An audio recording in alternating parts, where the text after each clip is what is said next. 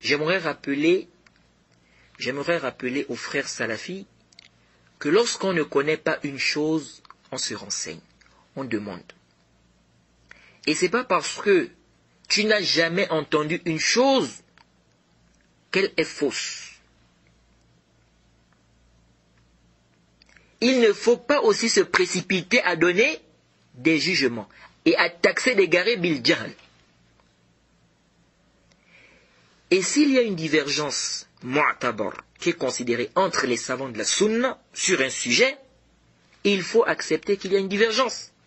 Naam, tu peux ne pas être d'accord avec l'avis de tel savant et être d'avis d'un autre savant, mais il faut reconnaître s'il y a une divergence qui est mu'tabar, s'il y a une divergence qui est mu'tabar, qui est considérée, il faut reconnaître cela.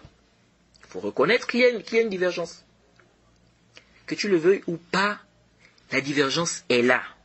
Et ton avis ne va pas annuler une divergence qui existe depuis. Et c'est pas parce qu'il y a une divergence aussi qu'il ne doit pas y avoir des réfutations. Les savants ont divergé sur le voile intégral. Est-ce obligatoire à la femme de couvrir son visage? Cheikh Al-Albani a écrit 2 livres où il réfute ceux qui disent que c'est obligatoire. Cheikh Ibn Uthaymin a refuté ceux qui disent que c'est pas obligatoire. Et les exemples sont nombreux. Il faut également savoir que la divergence n'est pas une preuve. Parce qu'il y a des gens aujourd'hui, tu viens, tu dis à quelqu'un, Ya akhi, il ne faut pas faire telle ou telle chose. Car il y a un hadith où le prophète a dit ceci ou cela. Il te dit, il y a divergence. Naam, si tu dis il y a divergence pour faire comprendre à la personne que toi tu n'es pas convaincu de tel avis, tu es plutôt convaincu de tel autre avis, à cause de telle ou telle preuve, il n'y a pas de problème. Ou si la personne exagère dans la question de divergence entre les savants, dans une question de fiqh par exemple, au point de taxer d'innovateur et d'égaré celui qui ne suit pas l'avis du savant qu'il suit. Donc tu lui dis il y a divergence afin qu'il n'exagère pas sur la question. Ici il n'y a pas de problème. Afin qu'il sache qu'attention, afin qu'il sache que là, il y a des savants également de la sunna qui ont dit ceci. Donc quand toi tu taxes ceux qui ne sont pas d'avis des savants que tu suis, quand tu les taxes d'égarés, qu'est-ce que cela insinue? Qu'est-ce que tu es en train d'insinuer? Est-ce que vous suivez? Mais si tu utilises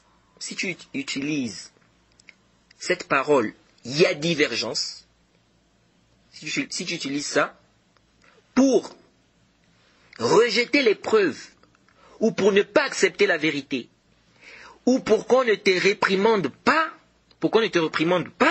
dans une question où on a le droit de te réprimander, même s'il y a divergence, ici non. Là, tu ne dois pas utiliser cela dans ce sens-là. Donc, intabihu li haza. Donc, quand tu dis il y a divergence, qu'est-ce que tu veux par là? Si tu veux prendre ça comme un argument, c'est pas un argument. De dire qu'il y a divergence, c'est pas un argument. Al-hujjatu fil athar. Les arguments se trouvent dans les textes. Comme on a toujours appelé, Al-hujjatu fil athar. Al-hujjatu fil athar. Comme disait l'imam Ahmed, Al-hujjatu fil athar. Donc la divergence n'est pas une preuve. Enfin, il faut savoir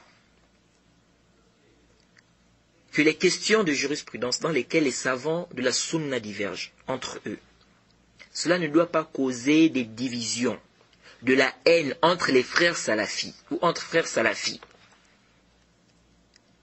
Tu es d'avis comme moi, qu'on descend en prosternation en mettant les mains d'abord. Je t'aime, on est ensemble, on se soutient, je te défends, tu me défends. Et tout celui qui est d'avis contraire ou qui est de l'avis contraire, pourtant c'est un salafi, hein, on a le même manhaj. Mais comme il n'est pas d'accord avec moi sur ce point-là, lui il voit qu'on descend en prosternation en mettant d'abord les genoux. À cause de ça, je le déteste. On n'est pas ensemble. Je ne le soutiens pas. Je ne le défends pas. Lui aussi ne me défend pas. C'est quoi la raison? Parce qu'il n'est pas d'accord avec moi sur ce point-là. Et je lui fais même la guerre. Ici on dit non. On dit ça c'est la voie des hizbiyoun. Je suis d'avis du Cheikh Al-Albani sur la question du qabd après le ruku'. Tout celui qui n'est pas d'avis du Cheikh Al-Albani, je lui fais la guerre. On dit hadha ghalat wa batilun.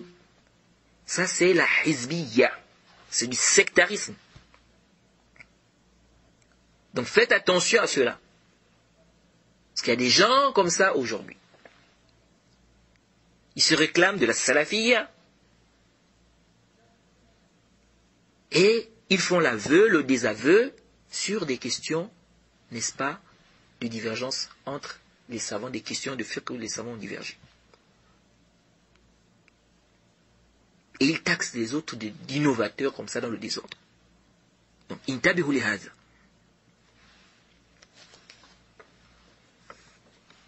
Donc les salafis doivent rester unis.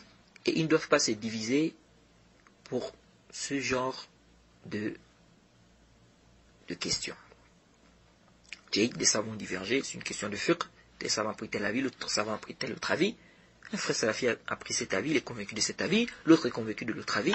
Khalas. Est-ce que ça doit amener une haine et vraiment la division entre les frères? Là, ça ce sont des points qu'il faut comprendre.